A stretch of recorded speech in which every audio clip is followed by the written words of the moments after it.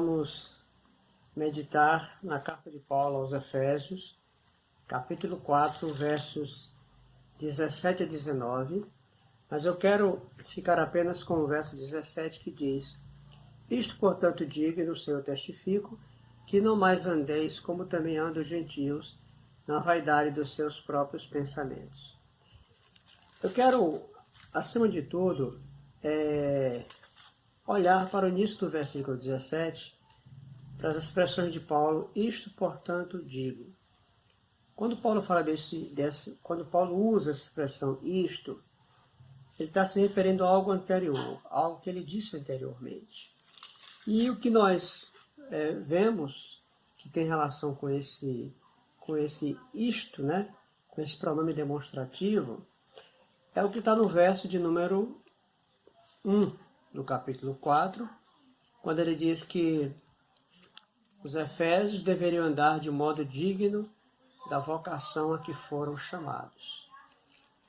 E também tem a ver com o que está no verso 15, a fim de que os efésios pudessem crescer em tudo naquele que é o cabeça, Cristo. Então, isto tem a ver com andar segundo, andar de acordo com a vocação a que foram chamados e crescer em tudo naquele que é o cabeça, Cristo. E aí ele vai continuar dizendo, digo e no Senhor testifico. O Senhor aqui é o Senhor Jesus. Testifico, essa expressão testifico é uma expressão que tem uma certa formalidade, mas para mostrar que ele tinha experiência, vivência, para dizer aquilo que ele estava dizendo, que os efésios deveriam andar segundo a vocação a que foram chamados e que eles pudessem também crescer em tudo naquele que é o cabeça, Cristo. E ele vai dizer, não andeis como também andam os gentios. Aí a pergunta é, mas os efésios não são gentios? Como é que eles não deveriam andar segundo os gentios, se eles eram gentios? Só que gentios aqui não tem a ver com gentios ou com o não judeu, né? Porque ser gentil é ser não judeu. Gentil aqui tem a ver com pessoas que andavam longe dos propósitos de Deus, pessoas que andavam distantes da vontade de Deus. Então Paulo está dizendo aos Efésios que não andassem segundo essas pessoas, que viviam segundo o velho homem e não segundo o homem nascido de novo. Isso quer dizer então que essas pessoas que andavam segundo a velha vida, ao homem não regenerado, esses estavam dentro da igreja, esses gentios estavam dentro da igreja, convivendo com a igreja verdadeira do Senhor Jesus, com os servos verdadeiros, seguidores do Senhor Jesus. E aí Paulo vai colocar aqui o perfil desses gentios, que eles andavam segundo a vaidade dos pensamentos, que eles viviam obscurecidos de entendimento, alheios à vida de Deus, ignorantes quanto às coisas de Deus, não é? Duros de coração, insensíveis para com as coisas de Deus, dissolutos, ávidos e vivendo toda sorte de impureza. Esse é o perfil dos gentios que Paulo está se referindo aqui. Vamos pensar separadamente aí cada um desses aspectos aqui desse perfil. Primeiro é com relação à vaidade dos próprios pensamentos. Vaidade aqui tem a ver com, no caso aqui são vaidade dos pensamentos, então pensamentos vãos, pensamentos vazios, pensamentos sem propósitos. Então assim viviam os gentios. Ele vai também dizer que viviam obscurecidos de entendimento. Então, pensamentos cheios de vaidade, né?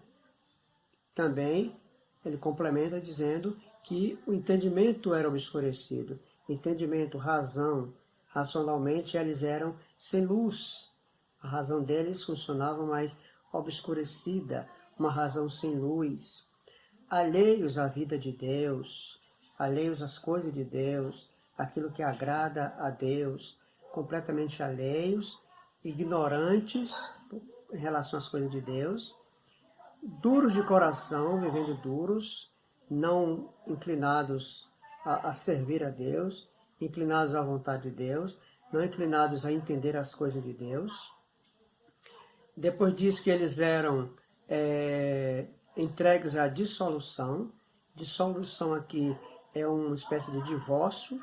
Então, divorciados das coisas de Deus, divorciados de Deus, divorciados da vontade de Deus para as suas vidas. Depois fala que eles eram ávidos. Avidez aqui é uma espécie de comportamento que visa as coisas do outro. Então eles viviam olhando para as coisas do outro, cobiçando as coisas do outro, né? Só que essa avidez é muito mais do que a cobiça, porque Paulo vai complementar dizendo que eles eram ávidos e cometendo toda sorte de impureza.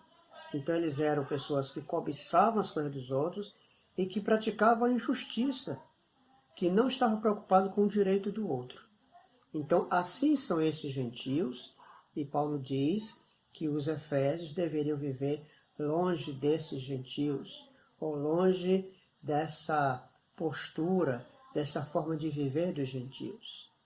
E aí ele vai dizer no verso de número 20, que eu não vou meditar hoje com os irmãos, mas na próxima semana, que ele vai dizer, mas não foi assim que aprendestes a Cristo.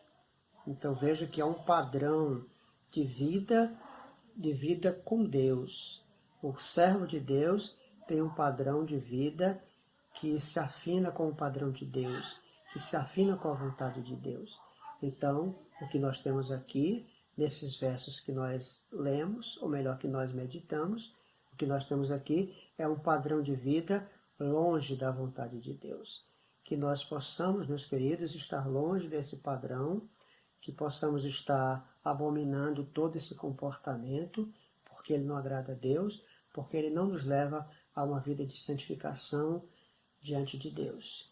Que Deus possa nos abençoar e que possamos viver segundo o padrão de Cristo, segundo a vontade de Cristo para as nossas vidas, que é o que nós vamos falar na próxima vez. Que o Senhor possa te abençoar poderosamente e que Ele possa te dar um excelente dia, em nome de Jesus.